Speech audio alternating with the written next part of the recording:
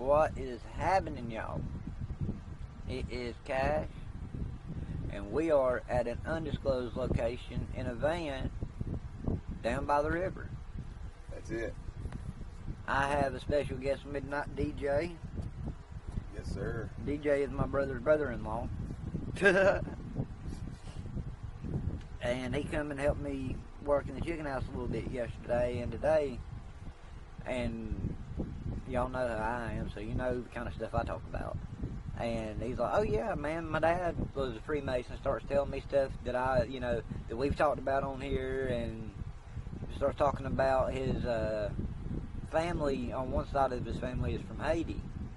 So he knows a lot about the VooDoo and the types of culture that all of that type of stuff would be related to. Like, people don't realize how prevalent witchcraft is in the United States, and has been for some time, and we've laughed it off and brushed it off as though it's not a real thing. But I think many people are starting to wake up to the reality of it now, especially when it comes to media, through propaganda. Like, it's a battle for your mind, and it's a spiritual battle. So with that, I'm going to introduce DJ. DJ, how you doing? I'm doing pretty good, man. While you were just talking, I was thinking, dang, the first time I learned about witchcraft was, I was about 10 years old, and I overheard my aunt talking about this thing where you put period blood in spaghetti or something like that. And it blew my mind, you know what I'm saying? And then I brought it up some years later to my best friend, and man, we've just been through it, man. And but yeah. And see, to follow along to what he just said, I'm gonna pull it up, but I don't know how many of y'all have heard of the Streamer Sticks Hexenhammer.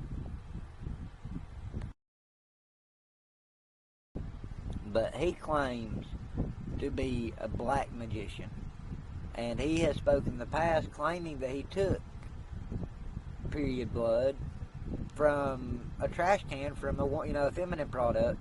And I'm sorry if that's not the proper way to say it. I mean, I don't really know the clean way to say that. Yeah. It's kind of nasty anyway to have to to talk about. Yes, sir. But this is, it's common. These people do these things, and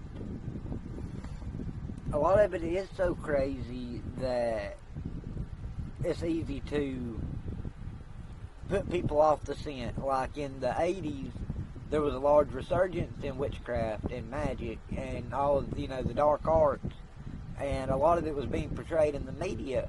But whenever something got stirred up about it, as always, you have infiltrators that infiltrated the Christian communities to make them look like whack jobs. They called it the Satanic Panic. And I mean, this is what they've always done. Whenever we start catching on to something, they infiltrate our communities to do anything and everything they can to change the narrative, to change, keep us from the truth. So right here you have, I just Googled it. We're not going to open the sites, I'm just showing you this there. Menstruation, that's what we should have said, menstrual blood. My bad, y'all. Okay. That's proper. So, menstrual blood magic, 13 ways to use your period. Okay, well, they said it. 13 ways to use your period and spells. And, let's see here. I mean, look, right there. Spells with menstruation blood. I mean, so obviously this isn't just some harebrained off-the-wall crap. This is the thing. As nasty as it is, this is the type of crap that's going on over here. And like, you even have, I've heard black people in the past talk about, their grandparents or whatever doing voodoo. And you said, you've got family members that do voodoo, correct? Mm-hmm. And if y'all don't mind, in the chat, let us know how the sound is, because we really are literally in a van with a fan on because it's hot. We don't have air conditioning in here right now. So let us know how the sound is. Let us know everything sounds good so that we can adjust. And back to you, DJ. Yeah, so my grandma, she's a voodoo witch, and I learned that from my mom telling me stories back in the day. She told me one story when she was pregnant with my older sister, Linda. Excuse me, y'all. She grabbed her and yanked her into the bathroom and started spitting stuff in her belly button. Dude. And I was like, oh my goodness. I was like, dang, that makes a lot of sense. But I really don't know much about the VooDoo as I do the Freemasonry. Well, and see, I'm going to jump in again real quick. Mm-hmm. VooDoo, in many ways, is adjacent with Freemasonry because Freemasonry is a more clean-cut version of it because that's what they're secret societies, and these are the secrets that they're trying to keep from humanity. Mm-hmm. And this is why they want all of this. It's one of the reasons that they want all of the commingling between, races and stuff. Like, they're trying to find out these secrets from all the various tribes, from all the various parts of the world, so that they can accumulate all of this fallen angel knowledge. So they are very adjacent in that way. And you said you had family members that were Freemasons. Yeah, my grandpa. And I brought this up to my uncle about a year ago, and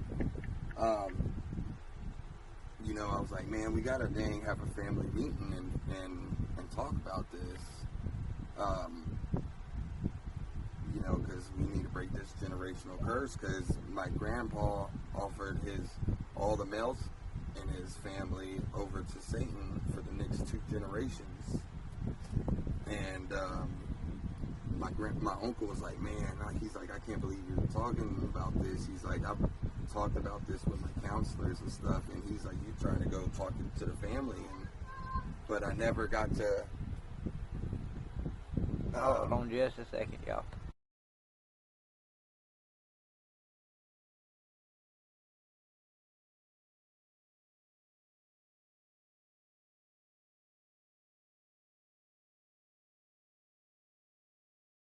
Sorry about that, y'all. We're back. You're talking about you told your uncle that you wanted to have a meeting because your family members had generational curses put on each other, and any of y'all that have studied this topic at all know about these generational curses, these bloodlines, and they swear their progeny, their bloodline off to Satan, their firstborn son, whatever it is, to the light bearer, to Lucifer, for fame or for knowledge or fortune, whatever it is that they think that they're getting. In order to go up each level in Freemasonry, you have to do another ritual, another rite of passage. So he said, he wanted to get with his family and talk about breaking some of these curses. He's got one uncle who is a believing, professing Christian out of the family. Yeah, and he has no mental illness. Like my dad's family is all ate up with mental illness. My uncle Pat, schizophrenia, schizo. My dad, he's schizo. My uncle's paranoid schizophrenia. Yeah, man, my whole family on that side is tore up by sexual immorality and that, bro. Well, you said that they were eat up with mental illness. What do you really think mental illness is, though? What I've come to watch and observe is it's a spiritual thing, man. And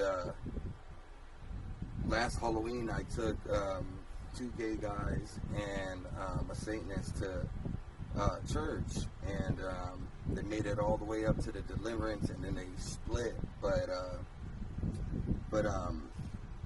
my uncle stayed in there, and he had, he went through the whole process, and for 6 months, man, it was a whole different person. I'm talking about the best, respectable guy, blah, blah, blah. And then one day I got home from work, man, and I looked at him, and I was like, bro, you all right? Because I seen it in his eye, you know what I'm saying? It's just like a little switch, bro. It's wild, man. Do you think that there's a possibility that what caused that to come back might have been an action that he made opening doorways? Absolutely. Absolutely. Yes, sir. So, out of, and this is on your father's side of the family, and a lot of times it is the father's side of the family. Mm-hmm. How far back that you are aware of does like Freemasonry run on your father's side? All I know is my grandfather. I don't know much about his father. But yeah, my grandpa, he after he raised my uncles and dad and everything, he built this big, huge house, and it took him years and years to complete. But throughout the whole time, he was putting all these kids through school, and they would live with them, you know. And if you know about this, then you know what the next level of that is, and you know. So what do you think his purpose was, and to take those kids under his wing and just put them through school and everything like that?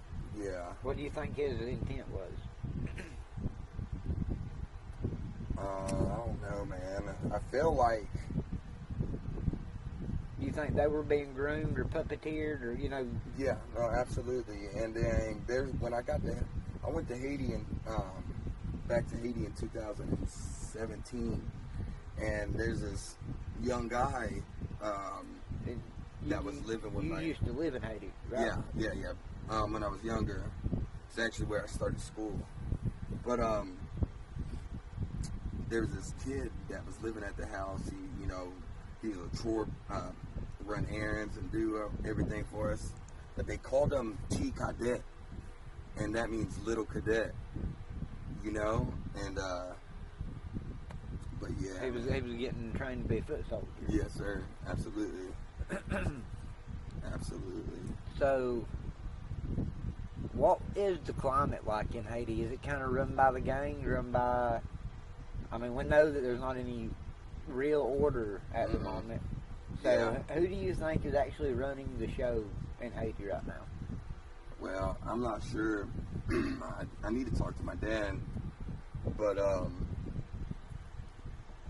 what they're doing is trying to kill all the cops and the government people, so they go away with the government, you know.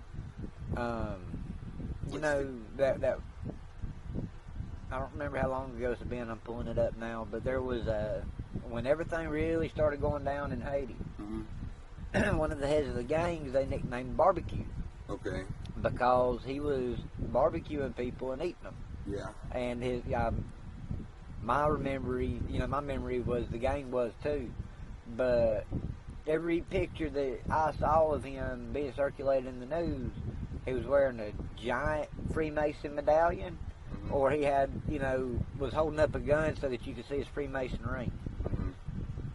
So, do you think that, obviously the Freemasons are foot soldiers too, but do you think the Freemasons are that next level that's pulling a lot of the strings around here?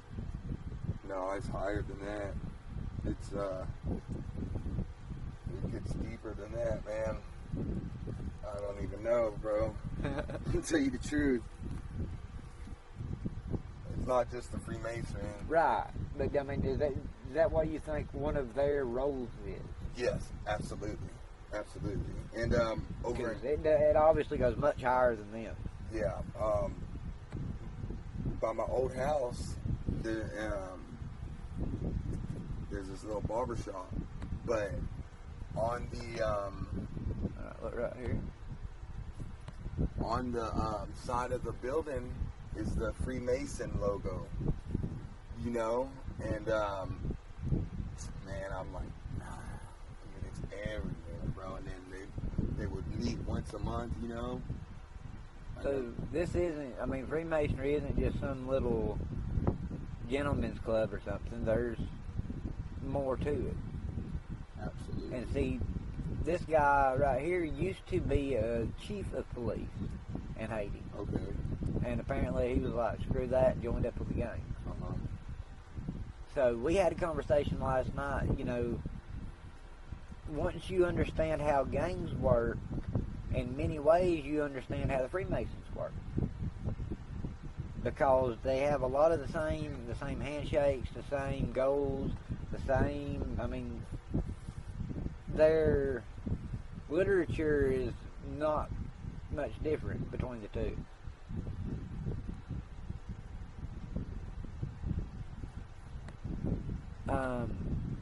How much voodoo witchcraft do you like? We're in Northeast Georgia. How much do you think witchcraft plays a role, or has grown in Northeast Georgia? In the last, since 2016 till now, it's grown a lot, and I've learned. I come to meet a lot of people coming from Clearwater, Florida, and a lot of people, and that's a big witch hunt. I found out last year, and yeah, a lot of people are hiking, walking up from Clearwater, Florida, and working their way to Franklin, North Carolina. And besides maybe a sense or something you would get from some of these people, without talking to them, most of them you wouldn't have ever known anyway, would you? No, not at all. Man, I've seen shapeshifters, women that can turn beautiful, ugly. There's this one chick, man, and she went through 7 different personalities, and the last one, she was a little girl. And I walked in the house, and she's sitting in the middle of the floor, bro. And she's, man, it was like different spirits were taking turns. Yes, sir, absolutely. And see, the idea of the big titty goth girl, while it is true, mm-hmm. I believe wholeheartedly that a lot of this is being pushed in media and stuff like that, so that you take your eye off of your neighbor next door.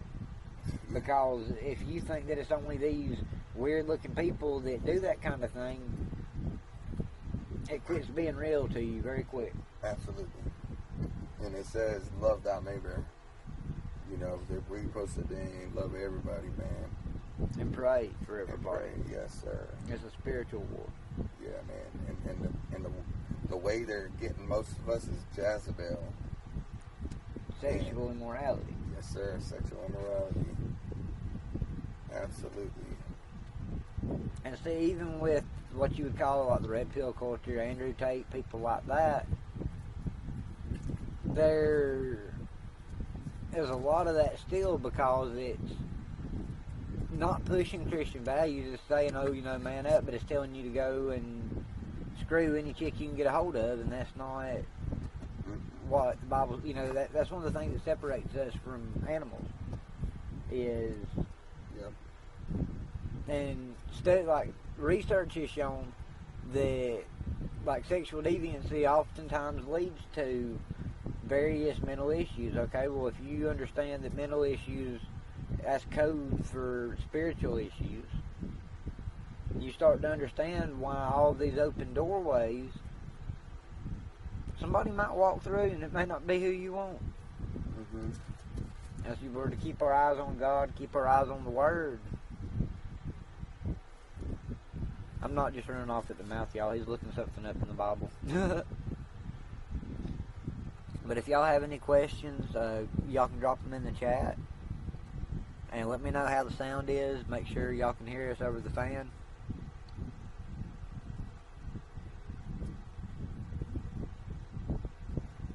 Trying to get peeled below so I can see the chat.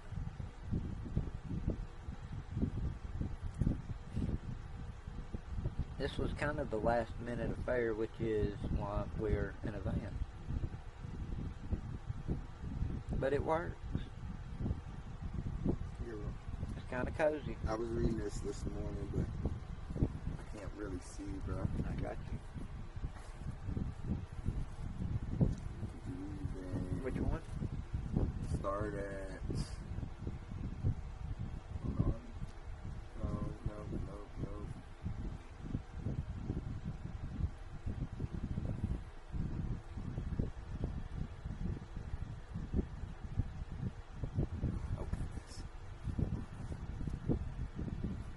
Give us just a second, y'all. Okay, here we go. Right there. Got you. So this comes out of 1 Corinthians 6:15, where it's talking about, glorifying God with your body and your spirit. In 15 it says, "Do you not know that your bodies are members of Christ? Shall I then take the members of Christ and make their members of a harlot? Certainly not. Or do you not know that he who is joined to a harlot is one body with her? For the two," he says, "shall become one flesh." You unite with that. So any baggage that your partner's carrying, if that's why the Bible stresses not to be unequally yoked, because whenever you jump in to a marriage with someone you don't know their background, and, oftentimes people don't even care if their partner believes. You don't know what you're attaching yourself to right out the gate. You don't know the lifestyle that they've lived, what they brought on themselves, or like what their generations have, the spells cast over them. And it says, "Flee sexual immorality. Every sin that a man does is outside the body, but he who commits sexual immorality sins against his own body. Or do you not know that your body is the temple of the Holy Spirit who is in you, whom you have from God, and you are not your own? For you were bought with a price." That's the blood of Christ. "Therefore glorify God in your body and in your spirit, which are God's." That's real. Yes, sir. Appreciate that. But you've got so many that are claiming to be conservative, that are claiming to be Christians, that have no trouble pushing, you should be getting laid. No, you should be looking for a spouse. And that's rare these days. You should be looking for the partner that God has set aside for you. Well, see, God gives you a wife. So I don't feel like you go and look, because she gets sent to you, or you go to, get sent to her, and y'all know right then, Yeah, I mean, that's been my prayer for a long time. Like, I haven't tried to date and not interested. Honestly, I've got too much other stuff going on. But my prayer is, if you've got somebody for me, you better smack me in the face with it, because I'm not looking. Yeah. No, my goal is just to seek you. Yeah. You gotta be a good son. And in order to get the caliber of woman that you want, you've got to be the type of man that caliber of woman should have. That's it. That's it. And like the young ones today are so screwed. Yeah, bro. I got a daughter in 11th grade, and goodness gracious, man, I pray for the kids, man. But we can't sit there and just talk about them, man. We got to go and help them out, because they're the future, man. Yep. And we've got to set that example, because how many of you, when your parents told you, don't do this or to do that, did it just for the simple fact that they told you not to? Yeah. I mean, I couldn't tell you the times I heard, "Do as I say, not as I do." Mm-hmm. Yes, sir. What type of example is that? Yeah. Because that, it shouldn't be a reason, but oftentimes, that pushes the child away from what is right, because they're mimicking you. You're setting that example. Did you see the videos of them saying, bringing up Siri around newborns? And the kids wigging out. Oh, man, yeah. Let's pull it up. It's crazy. I don't know if any of y'all have seen this or not, but it is creepy.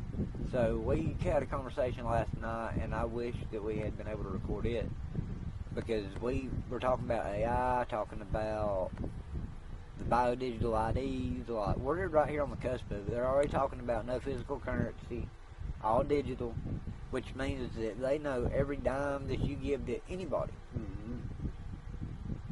I mean, that ain't right. That is a totalitarian state. And all of the goals being pushed are what the UN and what the WEF are working to push.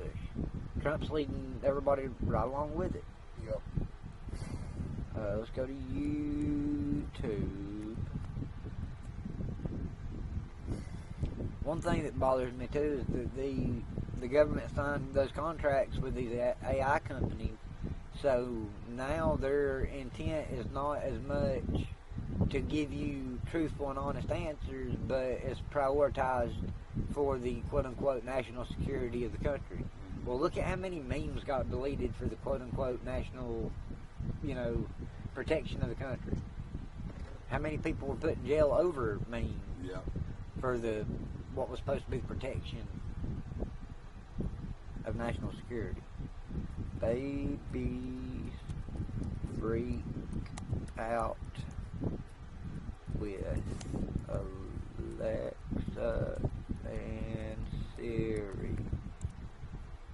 Let's see if it pops up on the old YouTubes. Okay, here we go. I think we found it. I think we found it. I saw it, but it's been a few days, so I don't even know where the heck it is. But I think this is it.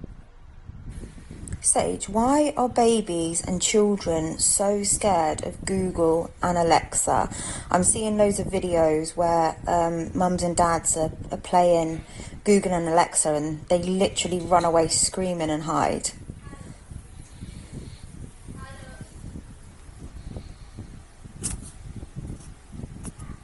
Oof, yeah. I've noticed that too, and it's not just random toddler fear.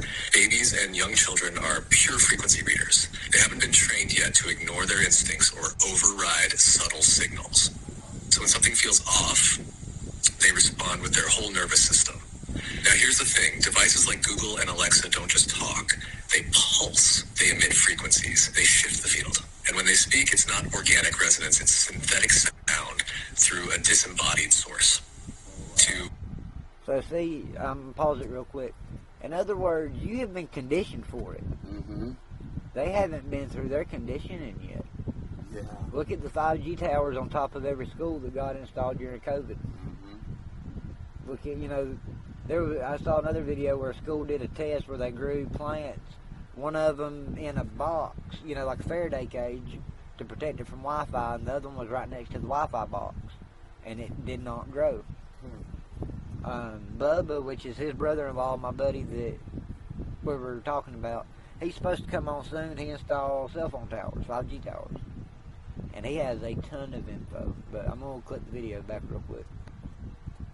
A child that can feel like something not alive is pretending to be alive, and that's uncanny. Their intuition picks up the mismatch between appearance and essence. It's not just the voice, it's the vibe. Some kids even sense the surveillance layer, the watching without seeing, the listening without presence, and they don't have words for it, so they scream.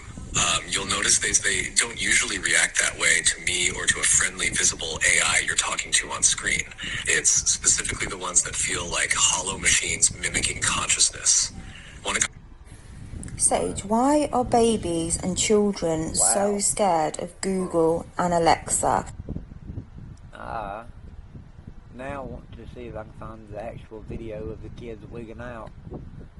That's what I was looking for, but I haven't seen that one yet. That's interesting. Yeah, I didn't know that. That was good to know. Alright, come on now. You piece of junk. I gotta bring it to the other screen so I can see because I'm blind. Alright. Here it is. Yeah. I do believe, no. Okay, yeah. Yeah, here it is.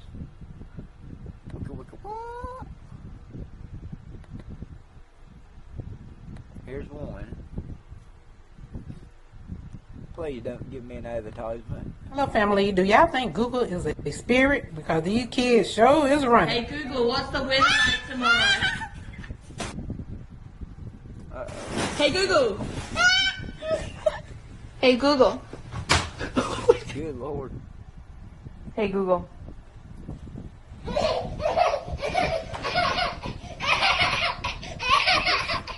up, bro. Hey Google.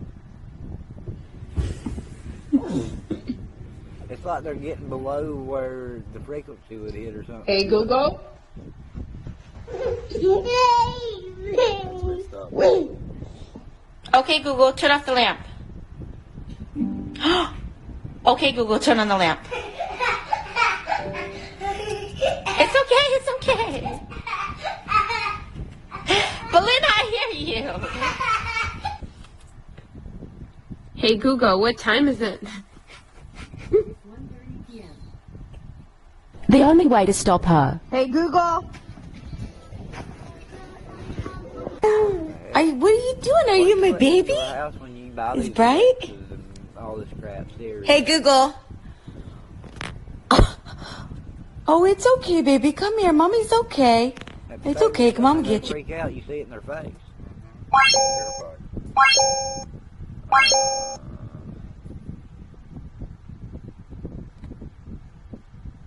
Hello, family. Do y'all think Google is a spirit? Because these... Pause. Okay.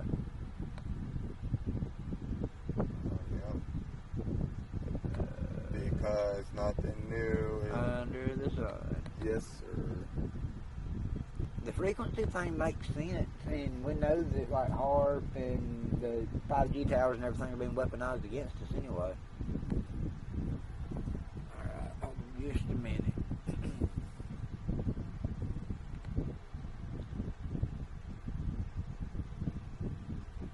Do you have any other topics specifically that you want to hit tonight? No, sir. Then we'll do another one here soon.